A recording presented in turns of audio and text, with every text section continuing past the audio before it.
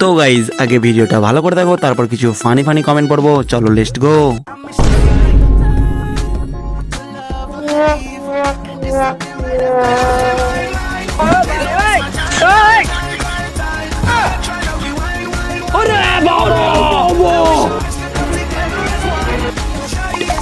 तो चलिए शुरू करते हैं।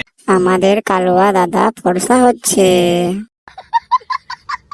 মাস্ক মামুনি, না না মেকআপ আর্টিস্ট, বাবা গো হিহি। কয়লাকে যতই ঘষো সাদা হয় না হিহি। নিচের মেশিনটাও টিস্যু দিয়ে ওই রকম পরিষ্কার করে দাও হিহি। মেকআপ আর্টিস্ট, না না মাস্ক মামুনি। ও বাবা গো, কালাকে আবার ফর্সা করা হচ্ছে।